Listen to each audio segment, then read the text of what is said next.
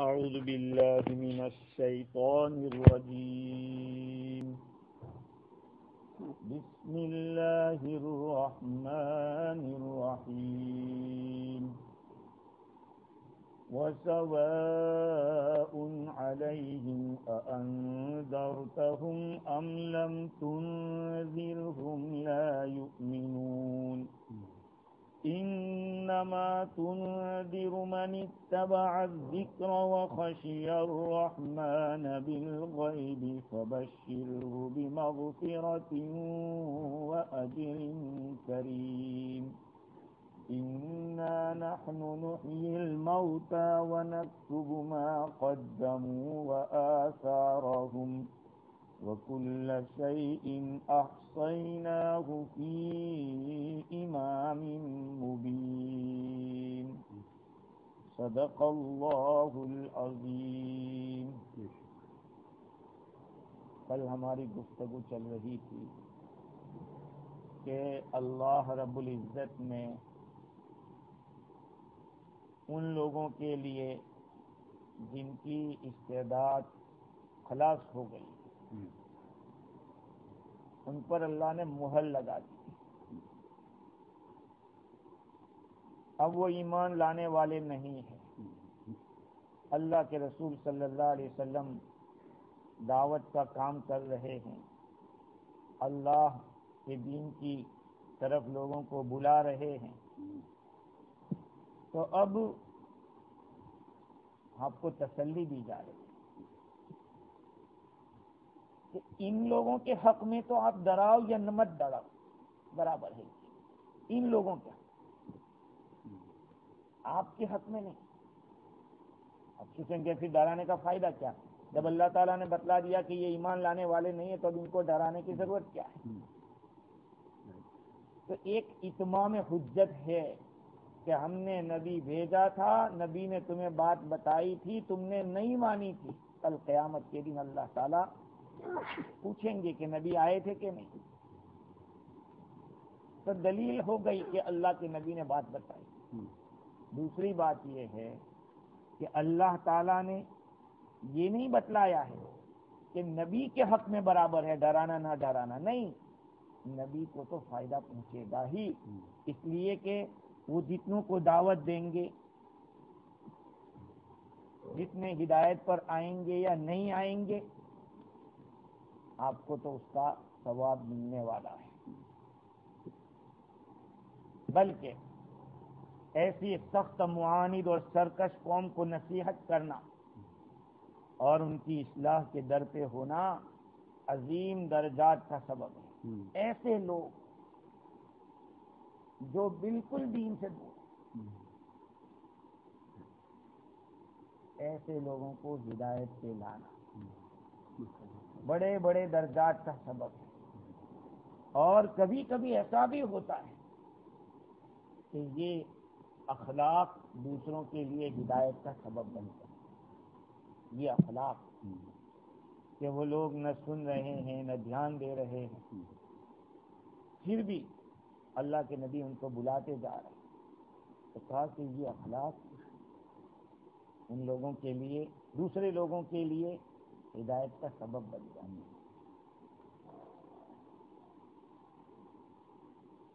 اس سے اس آیت کریمہ میں جو یہ بتلایا گیا کہ ان کے حق میں آپ ڈرائیں نہ ڈرائیں سب برابر ہیں، اس کے مطلب نہیں ہے. بہت سارے لوگ تقدیر کے مسئلے میں الٹا مطلب نکالتے ہیں. آج ایک آدمی مجھے ملا تو وہ کہہ رہا ہے کہ لوگ چوری کرتے ہیں اور کہتے ہیں کہ اللہ نے ہمارے لیے یہی لکھا. ہاں، تو کہا کہ اللہ کو بدنام کرتے ہیں، اللہ کوئی برا کام نہیں کرتا. دیکھو بھائی، پیدا کرنا برائی کا اور اچھائی کا یہ سب اللہ کے ہاتھ میں، لیکن اس کے اندر ملوث ہونا یہ ہمارا کام، اس کے اندر مبتلا ہونا یہ ہمارا کام ہے. بندہ اگر چوری کے راستے سے روزی مانگے گا تو اس کو اس راستے سے ملے گی. ایک آدمی چوری کرنے پہنچ گیا، اب ہاتھ بڑھا رہا ہے، چوری کر لے رہا ہے، تو اللہ تعالیٰ وہ اس کے لیے کر دے گا آسان کر. کوئی صحیح طریقے سے روزی مانگتا ہے تو اس کو صحیح راستے سے ملے گی. ورنہ یہ جو مسئلہ ہے تقدیر کا، یہ بہت ہی زیادہ پرپیچ مسئلہ ہے. اس لیے علماء کرام بھی لکھتے ہیں کہ تقدیر کے مسئلے میں بہت کھود کورید نہیں کرنا چاہیے. حضرت عمر ابن عبدالعزیز رضی اللہ تعالی عنہ نے غیلان قدری کو بلایا. یہ آدمی تقدیر کا منکر تھا. آپ نے فرمایا کہ یا غیلان، مجھے یہ بات معلوم ہوئی ہے کہ تو تقدیر کے بارے میں ایسی ایسی باتیں کرتا ہے. اس نے کہا کہ امیر المؤمنین، لوگ میرے بارے میں یہ غلط بات پھیلاتے. حضرت عمر ابن عبدالعزیز رحمۃ اللہ علیہ نے فرمایا کہ غیلان، چلو سورہ یاسین پڑھو شروع سے. اس نے سورہ یاسین کا شروع کا حصہ پڑھا، یہاں تک ام لم تنذرہم لا یؤمنون تک پڑھا. تو اس نے کہا کہ امیر المومنین، میں نے یہ آیت گویا کہ پہلے پڑھی ہی نہیں، آج سے پہلے میں نے اس کو پڑھا ہی نہیں. اور میں گواہی دیتا ہوں کہ میں توبہ کرتا ہوں، میں پہلے جو باتیں کرتا تھا ان تمام باتوں سے توبہ کرتا ہوں، آئندہ اس طرح کی بات نہیں کروں گا. حضرت عمر بن عبدالعزیز رحمۃ اللہ علیہ نے فرمایا کہ اللہ اگر یہ سچی توبہ کر رہا ہے تو اس کی توبہ کو قبول کر اور اس کو اپنی توبہ پر قائم رکھ، اور اگر وہ جھوٹا ہے تو اس کے اوپر کوئی ایسا مسلط کر دے جو اس پر رحم نہ کرے، ایسا مسلط کر جو اس پر رحم نہ کرے، اور ایمان والوں کے لیے اس کو ایک عبرتناک ایک نشانی بنا دے. فرماتے ہیں عمر ابن عبدالعزیز رحمۃ اللہ علیہ فرماتے ہیں کہ ہشام ابن عبد الملک نے اس کو پکڑا، اس کے ہاتھ اور پاؤں کاٹ دیے، اور فرماتے ہیں کہ میں نے اس کو دمشق کے دروازے کے اوپر سولی پہ چڑھایا ہوا دیکھا، سولی پہ لٹکایا ہوا دیکھا. تقدیر کا مسئلہ اتنی بات میں آپ کو سمجھاتا ہوں، اس سے آگے زیادہ تحقیق کی ضرورت نہیں ہے. حضرت علی رضی اللہ تعالیٰ عنہ سے کسی نے عرض کیا کہ آپ تقدیر سمجھاؤ. کھڑے ہو جاؤ.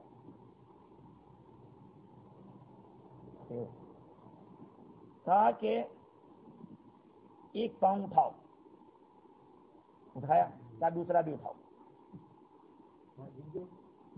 بس یہ ہے تقدیر. اس لیے جو یوں کہتے ہیں کہ میں ہی سب کچھ کرتا ہوں، نعوذ باللہ خدا کچھ نہیں کرتا، نعوذ باللہ، یہ بھی غلط.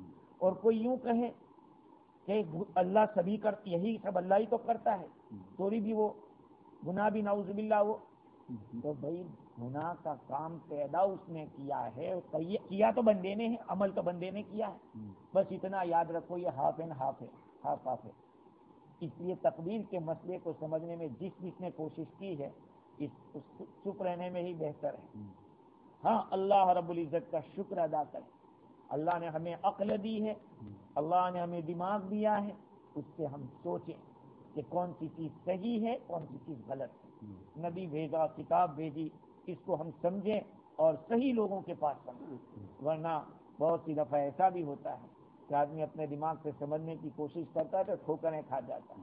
اسی لیے انٹرنیٹ والا علم بھی اس کا کوئی ٹھکانہ نہیں. انٹرنیٹ والا علم، تمہیں کچھ پتا ہے دنیا میں ایسے ایسے مدرسے ہیں کہ جس کے اندر غیر مسلم لوگ قرآن پڑھ رہے ہیں اور حافظ امام بن رہے ہیں، اور دنیا میں جا کے امامت کر کے 15 20 سال کے بعد کہتے ہیں کہ بس ہم نے اپنا کام کر لیا.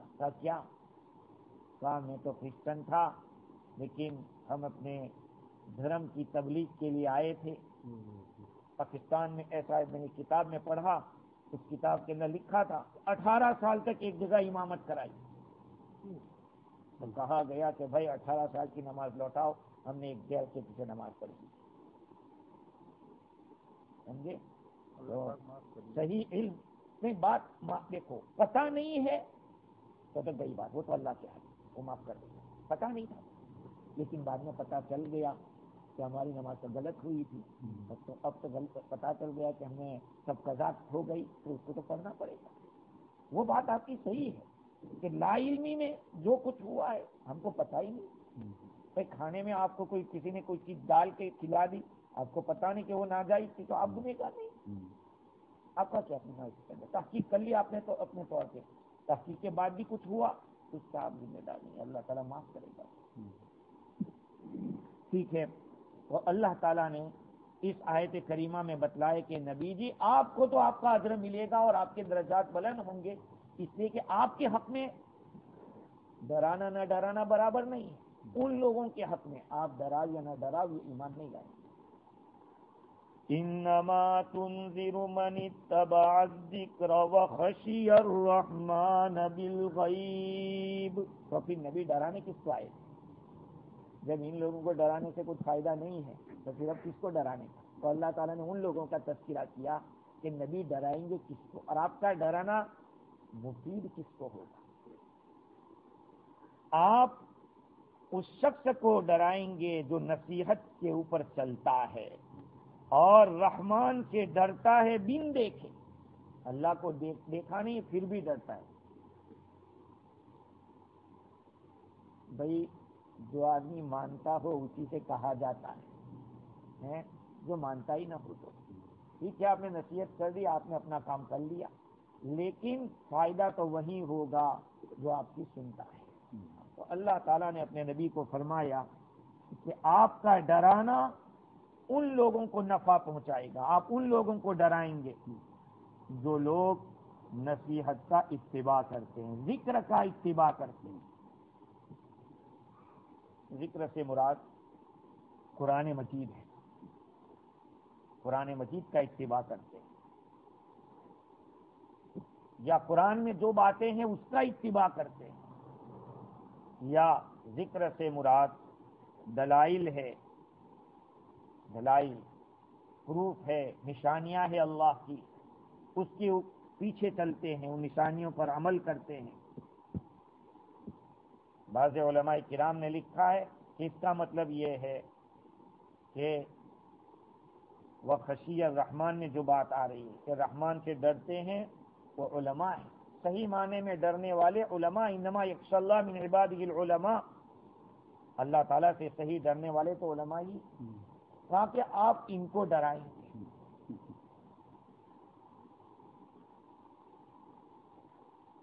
اس کا مطلب یہ ہے کہ جو ذکر والے ہیں انہی میں ڈرانا اثر کرتا ہے۔ ڈرانا کس کے اندر اثر کرے گا؟ جو ذکر کرتے ہیں، اس لیے کہ جو ذکر کرے گا اس کے دل میں جس کا ذکر کرتا ہے اس کا مشاہدہ ہوگا۔ ایک آدمی دوسرے ملک میں رہتا ہے اور بیوی بچے یہاں ہیں، تو پوچھتے ہیں کہ آپ یاد کرتے ہو کہ نہیں؟ تو وہ یاد کرتا ہے، اس کے دل میں ان لوگوں کی شکلیں رہتی ہے کہ بچہ ایسا، بیوی ایسی، بیٹے ایسے، سب باتیں یاد کرتا ہے۔ تو جس چیز کو ذکر کرتا ہے اس کے دل میں وہ مذکور چیز، یعنی جس کا ذکر ہوا ہے وہ چیز دکھتی ہے، اس کو نظر آتی ہے۔ جب بندہ اللہ کا ذکر کرتا ہے تو اس کے دل کے اندر اس کی بڑائی آتی ہے، جس کا ذکر کرتا ہے اس کی بڑائی آتی ہے، اور جس کی بڑائی آتی ہے اس کی آدمی تعظیم کرتا ہے، اور جو جس کی زیادہ تعظیم کرتا ہے وہ اس کی عبادت میں اضافہ کرتا ہے، اور جب عبادت جس کی زیادہ کرے گا وہاں تھکن بھی نہیں لگے گی، وہاں انس پیدا ہو جائے گا۔ بھئی دیکھو عبادت کرنے والے کئی قسم کے ہوتے ہیں، کچھ لوگ ایسے ہوتے ہیں کہ کچھ رکعت میں تھک جاتے ہیں، پھر تراویح کے اندر آتے ہیں کہ نہیں، کئی لوگ آتے ہیں. کچھ لوگ ایسے ہوتے ہیں کہ یار میں نہیں کر سکتا، بیٹھ کے پڑھتا ہوں. کچھ لوگ ایسے ہوتے ہیں کہ 20 کیا 40 بھی پڑھا دو تب بھی تس سے مس نہیں ہوتے. یہ کیوں؟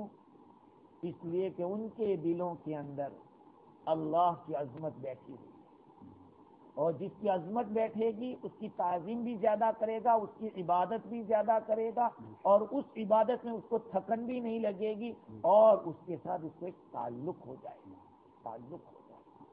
جو مسجد میں بار بار آتا ہے اس کے دل میں یہ بھی ہوتا ہے کہ اور مسجد میں بیٹھا رہا ہوتا ہے. جو آدمی مسجد میں زیادہ آتا ہے اس کے دل میں یہ آ جاتا ہے کہ میں زیادہ مسجد میں بیٹھا رہا ہوں. جو نہیں آتا کبھی کبھار آتا ہے تو وہ سوچتا ہے کہ میں جلدی سے یہاں سے نمٹوں اور بھاگوں. اس لیے کہا انما تنذر من اتبع الذکر، آپ ڈرا سکتے ہیں اس کو جو کہ ذکر کا اتباع کرتا ہے، قرآن کا اتباع کرتا ہے. اصل ذکر کیا ہے؟ قرآن مجید کی تلاوت. اصل ذکر کیا ہے؟ قرآن کی تلاوت. ہاں، رمضان کا مہینہ ہے، سوچو ہم نے کتنی تلاوت کی. 2 پارے جب تک پڑھو نہیں تو وہ مت، 2 قرآن ختم ہو جائے مہینے کے اندر اتنی تو فکر کرو. افضل الذکر تلاوت القرآن، بہترین ذکر قرآن کی تلاوت. تو بات یہ چل رہی تھی کہ نبی ڈرائیں گے کس کو؟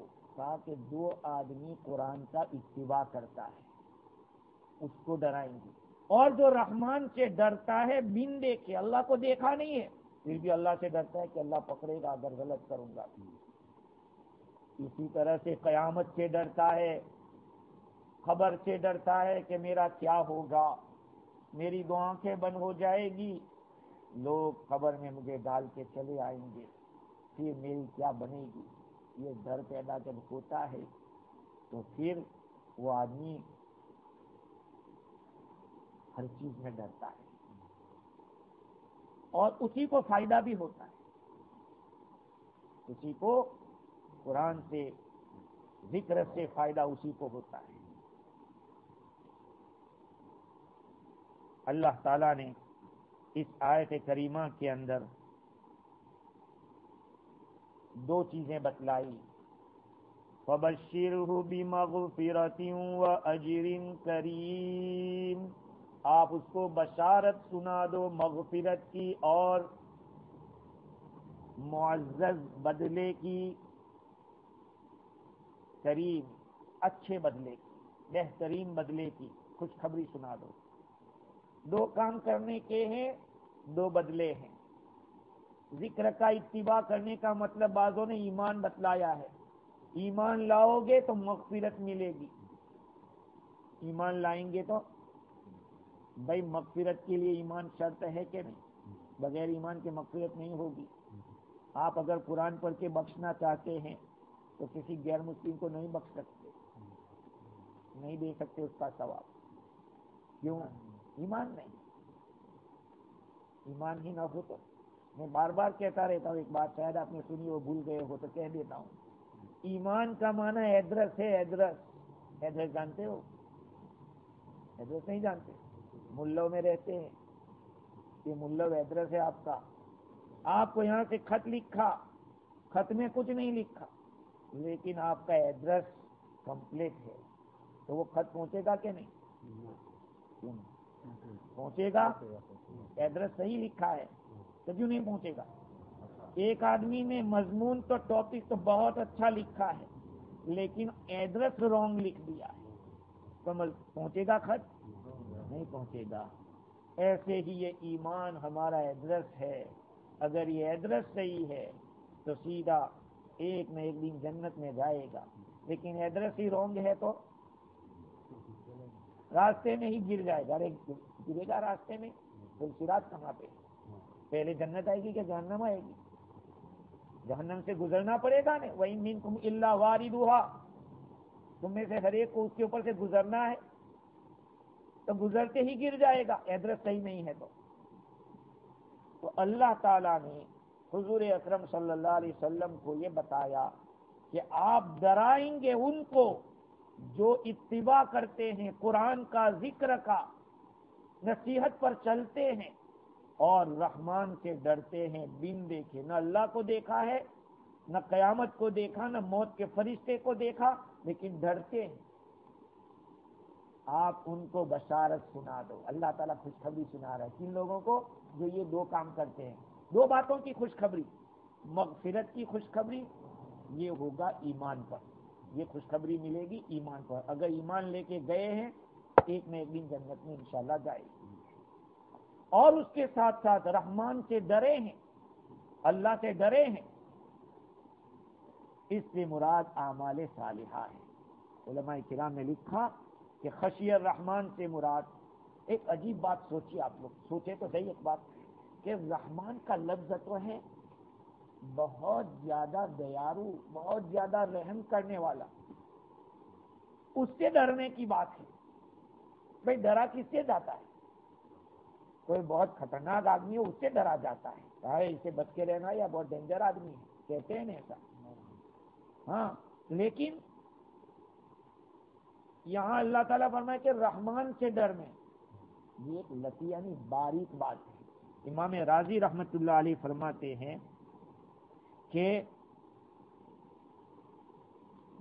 رحمت، جو رحمت ہے، رحمت، شفقت، اس سے آدمی کے اندر کیا پیدا ہوتا ہے؟ بھروسہ پیدا ہو جاتا ہے، بھروسہ۔ بھائی کوئی ٹیچر یا کوئی ایگزامینر جو ہوتا ہے اس کے بارے میں یہ مشہور ہو جائے کہ یار وہ تو بہت نرم آدمی ہے، تو پھر آدمی کہتا ہے کہ تب تو کوئی فکر کرنے کی ضرورت نہیں، وہ تو پاس ہی ہو جائیں گے۔ تو اس آدمی کا نرم ہونا، شفقت والا ہونا کیا پیدا کر رہا ہے؟ سستی پیدا کر رہا ہے، بے پرواہی پیدا کر رہا ہے، امید پیدا کر رہا ہے کہ یار پاس ہو جائے۔ تو اللہ تعالیٰ نے اس مقام کے اوپر یہ بتلایا کہ رحمان سے ڈرا، تو اس میں امام صاحب مظہری نے یہ بتلایا کہ اللہ تعالیٰ نے یہ نہیں بتایا کہ وہ خشی القہار، قہار سے ڈرا۔ جو آدمی رحمان سے ڈرتا ہوگا تو قہار سے کیسے نہیں ڈرے گا؟ جس کی صفت قہار ہے، صفت رحمت والے سے ڈر رہا ہے، تو جس کی صفت قہر کی بھی ہے تو اور ڈرے گا۔ اللہ تعالیٰ نے اپنے کلام پاک کے اندر یہ بتایا کہ کبھی اللہ نے صفت بتلائی، کبھی اللہ کا لفظ اللہ بتلایا، قُلِ ادْعُوا اللَّهَ أَوِ ادْعُوا الرَّحْمَٰنَ أَيَّمَّا تَدْعُوا فَلَهُ الْأَسْمَاءُ الْحُسْنَىٰ، تم اللہ کہہ کر پکارو یا رحمان کہہ کر پکارو، جس سے بھی پکارو کہ اللہ کے بڑے اچھے اچھے نام ہیں۔ اب اس مقام کے اوپر جہاں ڈرنے کا مقام ہے، اس مقام کے اوپر اللہ تعالیٰ نے استعمال کیا لفظ رحمان، اور لا تقنطوا من رحمت اللہ، اللہ کے اندر ہیبت، رعب کا معنی ہے، تو کہا کہ اللہ سے نا امید مت ہونا، اور خشی الرحمان کے معنی رحمان سے ڈرا، ادھر اللہ کا جو لفظ ہے اس کے اندر رعب کا معنی ہے، ڈرنے کا ہے، تو وہاں تو فرما رہے اللہ تعالیٰ کہ اس سے نا امید مت ہونا، اور جہاں ڈرنے کا معنی ہے کہا رحمان سے ڈر گیا۔ تو اصل میں اللہ تعالیٰ اشارہ کرنا چاہتے ہیں کہ دیکھو اللہ سے نا امید مت ہو، وہ تو بخشنے والا رحم کر دیتا ہے، اور رحمان سمجھ کے کہہ رہے اللہ تعالیٰ تو معاف کر دے گا، معاف کر دے گا، کرو جو کچھ کرنا ہو۔ کہا نہیں، یہ سوچ کے مت چلنا، اس سے ڈرتے رہنا تم کو۔ آج ہم لوگ جتنے بھی گناہ کر لیتے ہیں اس میں ہم کیا سوچتے ہیں، ارے اللہ تو بڑا غفور الرحیم ہے یار، وہ تو معاف کر دے گا، بڑا کریم ہے۔ لیکن یاد رکھو اللہ نے اپنے کلام پاک میں یہ بات صاف الفاظ میں بیان کی ہے، ان رحمت اللہ قریب من المحسنین، اللہ کی رحمت قریب ہے کن سے؟ نیکوکار سے، اچھے کام کرنے والوں سے اللہ کی رحمت قریب ہے۔ اب ہم یہ سوچیں کہ یار اللہ تو بخشے گا، بھائی بالکل اللہ کی صفت ہے، لیکن یہ بھی سوچو کہ وہ منتقم بھی اس کی صفت ہے، بدلہ لینے کی صفت ہے اس کی، وہ قہار ہے، وہ قہر والا بھی ہے، تو وہ بھی ذرا سامنے رکھو۔ خیر میں یہ عرض کر رہا تھا کہ اس آیت کریمہ میں رسول اکرم صلی اللہ علیہ وسلم کو یہ بتایا گیا کہ آپ ڈرائیں گے اس کو جو کہ نصیحت کو سنتا ہے، نصیحت پہ چلتا ہے اور رحمان سے بن دیکھے ڈرتا ہے۔ اس سے ایک بات اور معلوم ہے، بہت سمجھنے کی ہے، جس کو حضرت حکیم الامت مولانا اشرف علی تھانوی نور اللہ مرقدہ نے بیان فرمائی کہ تربیت پر جو نفع مرتب ہوتا ہے وہ طالب ہی کی استعداد کا ظہور ہوتا ہے، نہ کہ مربی ظاہری کی عطافت۔ کیسی بات ہے اس کو سمجھنے کی، سنو دھیان سے۔ کیا فرمایا کہ آپ ڈرائیں گے اس کو جو کہ نصیحت پہ چلتا ہے اور رحمان سے ڈرتا ہے، اس کو آپ نصیحت کریں گے، آپ کی نصیحت وہاں کام کرے گی۔ اس سے بات معلوم ہوئی کہ تربیت کرنے والا کوئی کتنا بڑا کیوں نہ ہو، جس کی تربیت کی جاتی ہے اگر اس کی استعداد فاسد ہے اثر نہیں ہوگا، اثر نہیں ہوگا۔ اور اگر سامنے والے میں اللہ نے کچھ رکھا ہے، کچھ صفات ہے، تو وہ تربیت کرنے والے کا اثر ہو جائے گا۔ ایک بات سنا چاہتا ہوں، ایک ڈاکو تھا، بوڑھا ہو گیا، اس نے سوچا کہ اب بڑھاپے میں تو کہاں ہم چھلانگے ماریں گے، کہاں کودیں گے پھاندیں گے، اس لیے اب کچھ اللہ والے بن جاتے ہیں۔ تو ایک پہاڑ کے اندر ایک جگہ میں اپنا ایک چیلا لیا جس کا نام ابراہیم تھا۔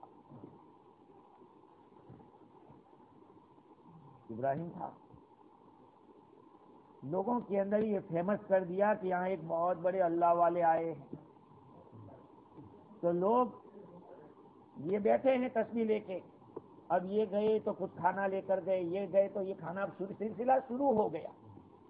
لوگ سوچتے ہیں کہ یار یہ اللہ والے ہیں، دعا کراؤ۔ تو ایک دن اس بڑے ڈاکو نے، جو سردار تھا، اس نے اپنے چیلے کو کہا کہ جاؤ ٹاؤن میں جا کے کچھ لے آؤ۔ اب وہ گیا، اتنے میں شہر سے ایک آدمی جس کا نام دوسرا وہ ابراہیم تھا وہ گیا۔ اس نے دروازہ کی آواز دی کہ بھائی، ارے ابراہیم تو آ گیا۔ اس نے سوچا کہ یار کیا پہنچا ہوا آدمی ہے، اس کو تو میرا نام بھی معلوم ہے، میں ملا بھی نہیں اور اس کو میرا نام معلوم ہو گیا۔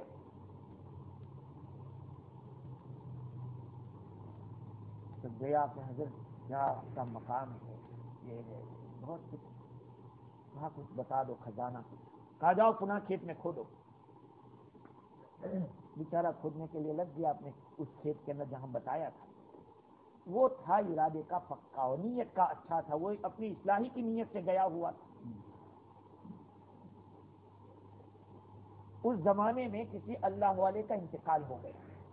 اولیاء کرام، میں نے پہلے بھی آپ لوگوں کو بتایا تھا کہ اولیاء کرام کی سیٹیں حضرت حکیم الامت رحمت اللہ علیہ فرماتے کہ ابھی بھی خالی ہے، کوئی جانا چاہے تو ریاضت و مجاہدہ کرے اور اللہ کا ولی بن سکتا ہے محنت کر کے، نبی نہیں بن سکتا ولی بن سکتا ہے آدمی۔ اب یہ دل کا پکا محنت ایک کھیت میں لگا ہوا ہے، نیت بڑی اچھی تھی، اخلاص تھا اس کے اندر۔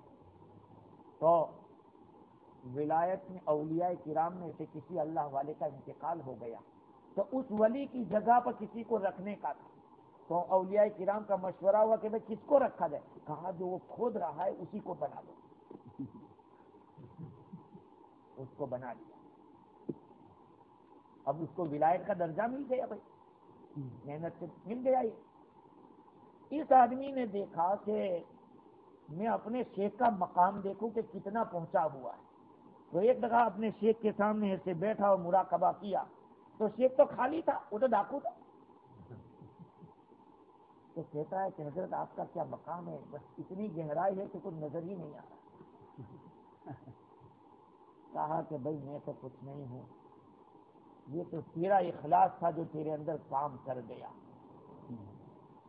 تو بات یہ ہے، بولنے والا چاہے کتنا بڑا بولنے والا کیوں نہ ہو، لیکن سننے والے اور لینے والے دل کو جھکا کر اور اپنی اصلاح کی نیت سے نہیں سنیں گے تو فائدہ نہیں ہوگا۔ نبی کریم صلی اللہ علیہ وسلم جیسی مبارک ہستی دنیا میں نہ آئی نہ آ سکتی ہے، جو سارے انسانوں، سارے نبیوں رسولوں کے سردار، اپنے چچا کو ہدایت نہیں دے سکے۔ ابو طالب نے حضور کی کتنی خدمت کی، بہت، لیکن ہدایت نہیں دے سکے۔ تو بات یہ ہے، مولانا تھانوی فرمانا یہ چاہتے ہیں کہ تربیت پر جو نفع مرتب ہوتا ہے، تربیت پر جو نفع حاصل ہوتا ہے وہ طالب کی استعداد پر ظہور ہوتا ہے، مربی ظاہری کی عطا پر نہیں۔ میں یہ چاہ دوں ان کو یہ کر دوں وہ کر دوں۔ اللہ تعالیٰ نے اس آیت کریمہ کے اندر خوشخبری سنائی۔ میرے بھائیوں، خشیت بہت بڑی چیز ہے، اللہ کا ڈر بہت بڑی نعمت ہے، ہم لوگوں کو اگر مل جائے بہت بڑی، اللہ سے ڈرتے رہنا چاہیے۔ خوف کرو اللہ کا، ایک دن ہمیں اللہ کے سامنے جانا ہے۔ ہم نے جو کچھ بھی دنیا میں کیا ہے، اگر یہ چیز ہمارے دل میں پیدا ہو جائے، خشیت الہی اور نصیحت پر چلنا، یہ دو چیزیں پیدا ہو جائے تو سب کچھ مل گیا۔ مغفرت تو ایمان پہ مل جائے گی، اور اس خشیت کے اوپر اللہ تعالیٰ اجر عظیم عطا، اجر کریم عطا فرمائے گا۔ اس لیے آج سب سے بڑی کمی جو ہے ہمارے اندر، ہم سب میں، وہ اللہ کے خوف کی کمی ہے۔ جتنے بھی کرائمز دنیا میں ہو رہے ہیں، اس کی روک تھام کے لیے اگر کوئی چیز اکثیر ہے تو وہ اللہ کا ڈر ہے، خشیت الہی ہے، خوف خداوندی ہے۔ اسی سے آدمی اللہ کا قرب حاصل کر سکتا ہے۔ آگے اللہ رب العزت نے فرمایا کہ اِنَّا نَحْنُ نُحْيِي الْمَوْتَى، ہم ہی مردوں کو زندہ کریں گے، زندہ کریں گے، مردوں کو ہم زندہ کریں گے، اور ہم لکھتے جا رہے ہیں ان کاموں کو جو انہوں نے آگے بھیجے اور اپنے پیچھے چھوڑے۔ وَكُلَّ شَيْءٍ أَحْصَيْنَاهُ فِي إِمَامٍ مُبِينٍ، اور ہر چیز کو ہم نے گھیر کے رکھا ہے، وہ ساری چیزیں لوح محفوظ میں ہے۔ یہاں بات یہ ہے کہ اللہ تعالیٰ فرما رہے ہیں کہ ہم مردوں کو زندہ کریں گے اور تمہارے سارے اعمال ہم لکھتے جا رہے ہیں۔ سوال یہ ہے کہ بات تو چل رہی تھی کچھ اور بیچ میں آ گئی بات کچھ اور، تو آپس میں ربط کیا ہے آگے کی آیت سے؟ ابھی تو بات کر رہی تھی نا کہ جو ڈرتے ہیں ان کو، اصل میں دو قسم کے لوگوں کا تذکرہ ہوا ہے، ایک ڈرنے والے، دوسرے نہ ڈرنے والے، نڈر لوگ۔ تو اب ان لوگوں میں فیصلہ کب ہوگا؟ تو کہا مرنے کے بعد۔ تو مرنے کے بعد کیسے؟ کہ اللہ زندہ کرے گا۔ انشاءاللہ آئندہ کل اس کے بارے میں سنیں گے کہ اللہ تعالیٰ نے کیا کیا باتیں بیان کی ہیں۔ آیت تو چھوٹی سی لگ رہی ہے لیکن بڑی گہری بات ہے۔ اللہ تعالیٰ مجھے بھی اور آپ کو بھی دین کی صحیح سمجھ عطا فرمائے اور زندگی میں ان باتوں کو لانے کی توفیق عطا فرمائے۔